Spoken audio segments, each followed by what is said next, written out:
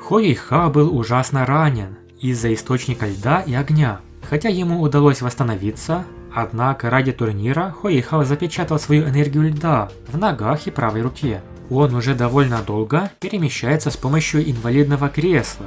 Хорошо, что Ван Дунер, как преданная жена, заботится о Хуэйхао.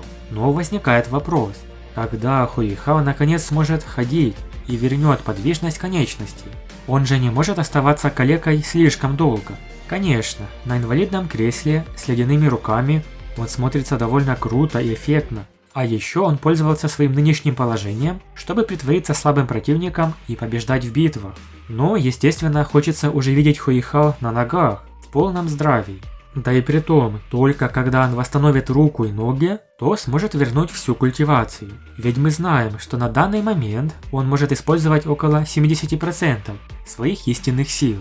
Кроме того, согласно словам старейшины Сюаньцзы, у него есть не более полугода, чтобы поглотить энергию, иначе последствия будут необратимы. Но все получилось куда быстрее, а способ исцеления Хуэйхао был весьма забавный. Все дело в выпивке и более сотни видов ликера. Давайте рассмотрим это подробнее. Но скажу наперед, не повторяйте это в своей жизни, не делайте как Хуэйхао, это очень вредно. Итак, во время подпольного турнира механиков Хуэйхао познакомился с одним мастером, что изготовил потрясающий инструмент. Хуэйхао пытался завербовать его в секту Тан, потому что такой механик очень бы пригодился. Они пошли в небольшой бар, где Хуэйхао угостил того мастера дорогим ликером. Но выпив стакан, Хуэйхао обнаружил необычный эффект. Теплая аура распространялась. Холод в его теле из-за энергии предельного льда также снизился после того, как он сделал глоток этого напитка. Могло ли это помочь Хуэйхао поглотить энергию предельного льда в конечностях? Тепло следовало по его меридианам и устремилось к левой руке и ногам. Оно нейтрализовало часть холодной энергии. Эта энергия также слилась с его кровью и духовной силой. Это работает! Хуэйхао был в восторге. Немедленно он позвал официанта и заказал более 200 стаканов различных напитков. Вместе с тем механиком они выпили около 30 литров. Ван Дунер, которая была с ними, поначалу думала, что Хуэйхао делал это, чтобы завербовать механика. Хуэйхао обнаружил, что чем крепче ликер, тем лучше. Каждый стакан крепкого напитка был словно катализатор. Энергия небес и земли все больше перерабатывалась духовной силой Хуэйхао. Для человека с тремя неподвижными конечностями это было похоже на деликатес. Кроме того, Хуэйхао оставался трезвым, поскольку весь алкоголь использовался для поглощения энергии небес и земли. А также он становился все более и более взволнованным. Он мог легко выпить 300 стаканов, не напиваясь. С этого все началось. И позже Хуэйхао сделал заказ огромной партии спиртного. Впоследствии он часто совершенствовался, используя его.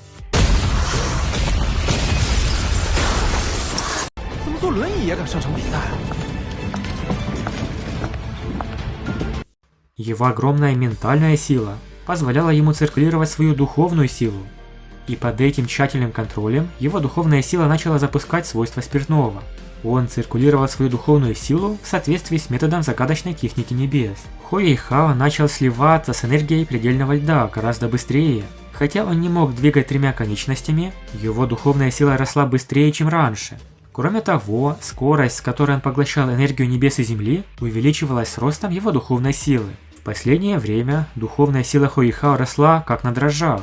Он все больше и больше был уверен в том, что скоро снова сможет ходить. По ходу турнира, ближе к финалу, Ледяная Императрица наконец пробудилась.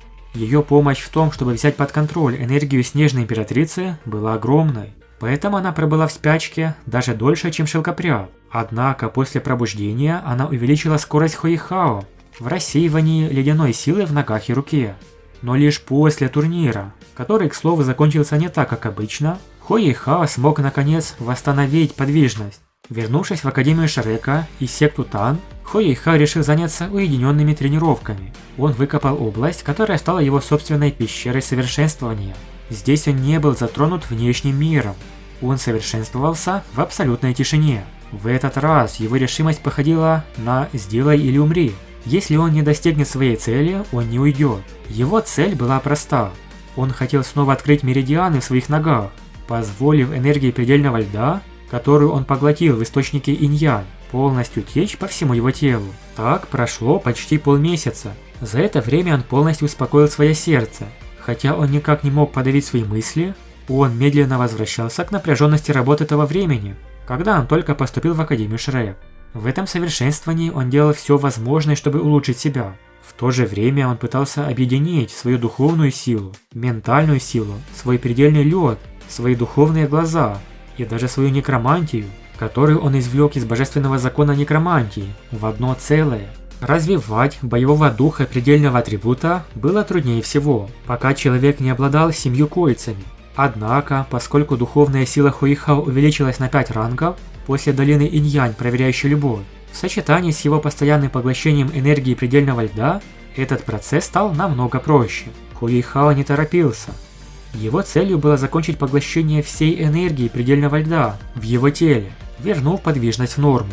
Таким образом, он вернется в свое оптимальное состояние. И вот, спустя довольно продолжительный период времени, Хуи-Хао наконец вышел из медитации. Он немало удивил своих товарищей, поскольку подошел к ним на своих ногах. Сюй Санши был шокирован. «Ты можешь ходить?» Тем, кто появился перед Сюй Санши и вызвал у него такой восторг, был никто иной, как Хуи-Хао, который находился на 6-м месте среди 7 монстров Шрека. Его уединенное совершенствование действительно заставило всех глубоко волноваться за него. Хуи-Хао поднял правую ногу и пнул ею. Он кивнул Сюй Санши и сказал, что полностью восстановился. Все его меридианы снова свободны. Он впитал всю энергию в его теле. Изменения в Хуи-Хао было трудно не заметить, после чего он Сюй Санши устроил спарринг. Когда Хуи-Хао посмотрел на других товарищей, его улыбка прояснилась. После 3 месяцев одиночного совершенствования было приятно увидеть знакомые лица. Сюй Санши к этому времени уже достиг 68 ранга и очень скоро мог стать обладателем истинного тела боевого духа. Кроме того, его щит Сюанью пробудился полностью. Хуи-Хао имел 60 ранг, но он не спешил получать свое 6-е духовное кольцо, поскольку у него было много других задач. Тем не менее, его сила возросла как никогда. Ждем с нетерпением, когда Хуи-Хао оставит инвалидное кресло и полностью восстановится. Он станет куда сильнее, практически самым сильным среди нынешней 7 монстров Шрека. Большое спасибо за просмотр, напишите в комментариях, хотите ли вы увидеть, как Хуи-Хао вернет себе подвижность. Подписывайтесь на канал, ставьте лайк и всем пока.